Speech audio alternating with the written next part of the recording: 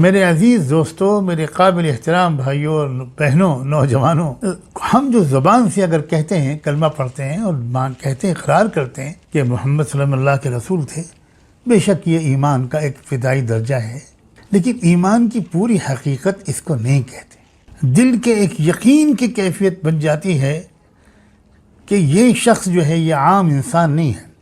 قرآن نے جہاں پر بھی یہ کہا ہے کہ وہ انسان تھے، وہاں ایک اور لفظ بڑھایا ہے، انما انا بشر مثلکم یوحا الی۔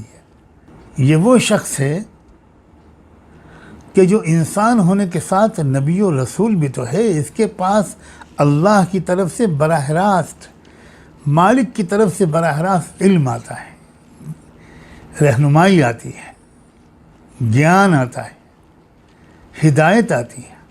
تو یہ یقین کرنا، جس نے رسول اللہ صلی اللہ علیہ وسلم کے نبی و رسول ہونے پر یقین کر لیا نا، اس کے یقین ہونے کا مطلب یہ ہے کہ اب مجھ کو ہر معاملے میں ان کی ہی ماننا ہے، وہ جو کہیں اس پر یقین کرنا ہے، جس راستے کی نصیحت کریں اسی کو اختیار کرنا ہے، جس چیز سے منع کریں، جس کی برائی بیان کریں، جو ان کو ناپسند ہو، اس سے ہم کو اپنے کو روکے رکھنا ہے۔ ہمیں بھی وہ ناپسند ہونا چاہیے۔ وہ اگر کہہ رہے ہیں کہ سچ بولنے سے کامیابی ملتی ہے اور جھوٹ سے ہلاکت ہوتی ہے، تو اب یقین والا شخص جو ہوگا وہ ہزار اس کو یہ نظر آتا ہو کہ بھئی سچ بولوں گا تو پھنس جاؤں گا، جھوٹ بولوں گا تو بچ جاؤں گا، اب جس کے دل میں یقین ہوگا وہ کبھی بھی جھوٹ بول کر بچنے کا راستہ اختیار نہیں کرے گا، سچ بول کر بچنے کا راستہ اختیار کرے گا۔ اب جس کا یقین کمزور ہے وہ ماحول سے متاثر ہوگا۔ ماحول سے متاثر نہ ہونے والا صرف وہ شخص ہوگا جس کو محمد الرسول اللہ پر ایمان ہو۔ اگر وہ یہ کہہ رہے ہیں کہ بھئی دیکھو دھوکہ مت دیا کرو، اگر وہ یہ کہہ رہے ہیں کہ اللہ کے راستے میں نیک جگہوں پر پیسہ خرچ کرو گے تو تمہارا مال پیسہ کم نہیں ہوگا، بڑھے گا، وہ یقین دلا رہے ہیں، اور اگر تم نے روک لیا ہاتھ تو مال بچے گا نہیں، گھٹے گا۔ اگر تم نے سودی لین دین کیا تو تمہارا مال گھٹے گا، اور اگر تم نے مال کو خرچ کیا بغیر اس کے بدلے اس انسان سے کچھ منافع لیے بلکہ اللہ کو راضی کرنے کے لیے، تو تم دیکھ لینا دنیا میں بھی تمہارا مال بڑھ جائے گا۔ اب یہ وہ شخص کرے گا جس کو یقین ہوگا، جس کو یقین نہیں ہوگا، شک ہوگا، وہ ہزار کلمہ پڑھتا رہے کہ میں کلمہ پڑھتا ہوں لیکن نہیں خرچ کر پائے گا۔ تو یقین والا تعلق، آپ نے جو کہہ دیا وہ بالکل اٹل ہے، وہی سچ ہے، ہو کر رہے گا وہ۔ اللہ کے رسول صلی اللہ علیہ وآلہ وسلم کے ایک صحابی تھے، سیدنا ابو ذر غفاری رضی اللہ عنہ۔ زندگی کے آخری مہینوں سالوں میں وہ کسی خاص وجہ سے مدینہ کی آبادی سے دور، الگ تھلگ، بالکل تنہا ایک جگہ پر جا کر رہائش اختیار کر لی تھی انہوں نے۔ وہاں کوئی بستی اور آبادی نہیں تھی، ان کی بیوی اکیلی ان کے ساتھ تھی۔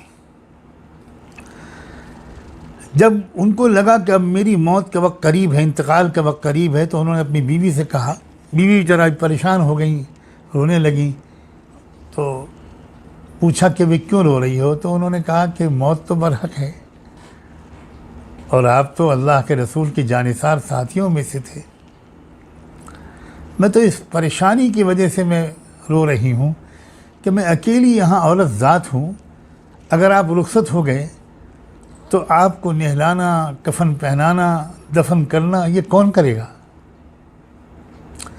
تو بڑے اطمینان سے انہوں نے کہا کہ پریشان نہ ہونا، میرے انتقال کے بعد میرے اوپر ایک چادر ڈال دینا اور باہر ذرا نکل کے کھڑی ہو جانا، کوئی قافلہ گزرے گا تو وہ کپڑا ہلا کے اس کو ذرا روکنا، اور جب وہ لوگ رک جائیں تو کہنا کہ آپ کے ساتھی ابو ذر کا انتقال ہو گیا ہے اور یہاں کوئی ہے نہیں۔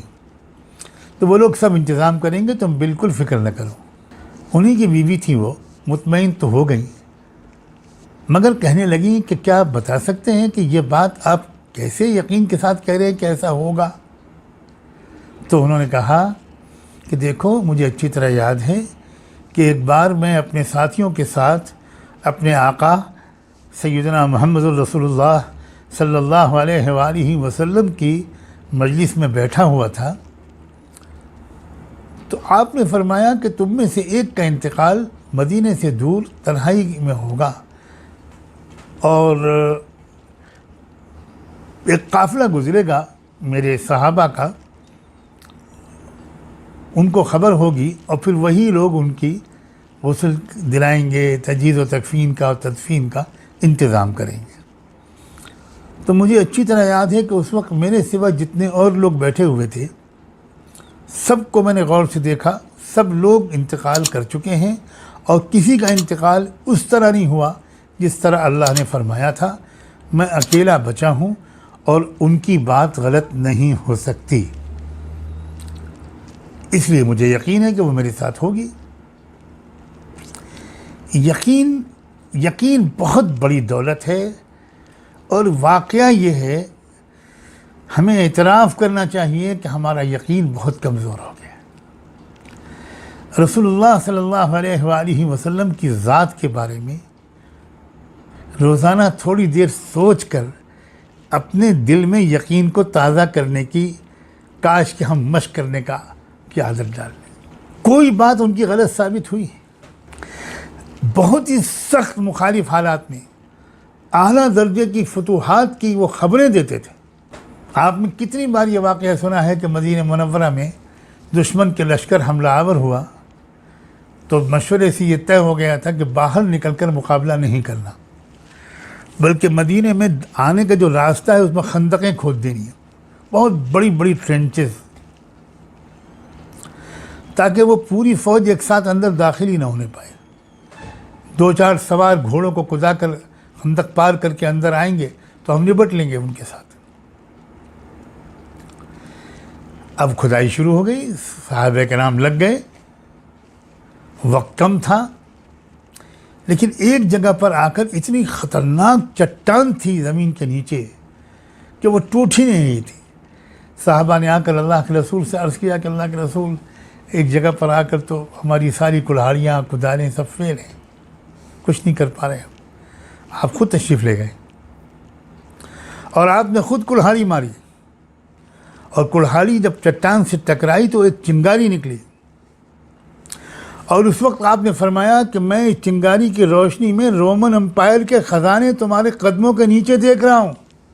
دوسری پھر کلہاڑی ماری تو پھر چنگاری نکلی، اور آپ نے فرمایا کہ میں اس چنگاری کی روشنی میں پرشین امپائر کے خزانے تمہارے قدموں کے نیچے دیکھ رہا ہوں۔ سلام ہو صحابہ کرام کے یقین پر، ایک کے دل میں بھی وسوسہ نہیں آیا کہ کیا کہہ رہے ہیں اللہ کے رسول، کیا کہہ رہے ہیں، ہمارے پیٹ پر پتھر بندھے ہیں، مدینے کی سردی سے بچنے کے لیے ہمارے پاس کمبل نہیں ہے،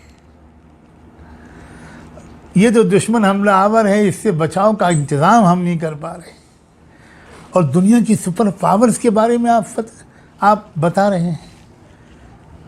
لاکھوں سلام ہو ایک ایک صحابی پر، وسوسہ بھی نہیں آیا ان کے دل میں، پکا یقین ان کے دل میں تھا، جو کہہ رہا ہے اللہ کا بندہ بالکل ٹھیک کہہ رہا ہے۔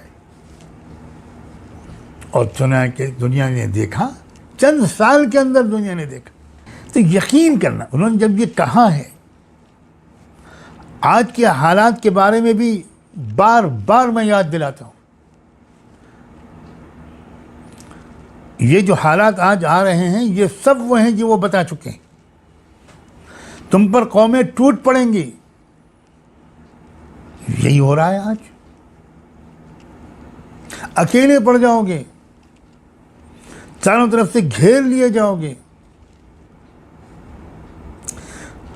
خون بہایا جائے گا، بدامنی ہوگی، یہ سب وہ حالات ہیں جو بتا چکے ہیں۔ اور پہلے کیا اسٹیج ہوگا، پھر کیا ہوگا، پھر کیا ہوگا، تاریخ میں اب تک جو ہوا ہے وہی ہوا ہے جو وہ بتا کے گئے تھے، اور آج بھی وہی ہو رہا ہے جو وہ بتا کے گئے تھے۔ اور یہ وہ بتا کے گئے تھے کہ جب یہ حالات آ جائیں تو گھبرا نہ جانا، that will not be end of the history. یہ جو حالات ہیں ذلت کے، پریشانیوں کے، ظلم و ستم کے، خود تمہاری اپنی بدعملیوں، آپس کی پھوٹ کے نتیجے میں، تمہارے بخل کے نتیجے میں، تمہارے اجتماعی گناہوں کے نتیجے میں تم بکھری ہوئی ایک قوم ہوگے، بھیڑ. تم ایک منظم گروہ نہیں ہوگے جو کسی مقصد کے لیے سرگرم عمل ہو. تو ایسی صورت میں تم بہت بری طرح پریشانیوں کے شکار ہوگے. لیکن پھر انہوں نے یہ بھی بتایا تھا کہ پھر تمہارے درمیان ایک اصلاحی اور انقلابی کوشش ہوگی، تمہارا شیرازہ مجتمع ہوگا، تم ایک مضبوط اور متحد اور منظم اور بامقصد گروہ بنو گے. پھر تم کو پوری دنیا میں غلبہ حاصل ہوگا، پوری دنیا میں اسلام چھا جائے گا، پھیل جائے گا. کوئی کچا پکا مکان ایسا نہیں ہوگا جس میں کلمہ طیبہ داخل نہ ہو جائے. یقین ہے، ہونا چاہیے، کامل یقین ہونا چاہیے کہ مستقبل، یہی روشن مستقبل آ کر رہے گا. اور اس روشن مستقبل کو قریب تر کرنے کے لیے ہمیں کیا کرنا چاہیے؟ وہ ہمیں کرنا ہوگا. اگر ہم اپنا حصہ لگانا چاہتے ہیں، اپنا اور اپنی آنے والی نسلوں کا، تو یقین جو ہوتا ہے یہ مایوسی سے بچاتا ہے. یقین جو ہوتا ہے یہ بے اعتدالی سے بچاتا ہے. یقین خوف سے بچاتا ہے. یقین گھبراہٹ اور وسوسوں سے بچاتا ہے. یقین خود اعتمادی بخشتا ہے. یقین بہادر بناتا ہے. یقین پیروں کو جمانے کا اور استقامت کا سبب بنتا ہے. استقامت انہی کو حاصل ہوتی ہے جو ان الذین قالوا ربنا اللہ کے معیار پر پورے اترتے ہیں. بہت بڑی دولت ہے یقین. یقین حاصل کرنا، یقین کا بنانا، اپنے موجودہ اسلام کو آگے بڑھا کر ایمان و یقین کے درجے تک پہنچنے کی فکر کرو. جس دن آنکھ بند ہو جائے گی کچھ نہیں کر پائیں گے. اور روزانہ یقین میں اضافہ ہونا چاہیے. ہر آن ہر لمحے تھوڑا ہمارے یقین میں اضافہ ہونا چاہیے.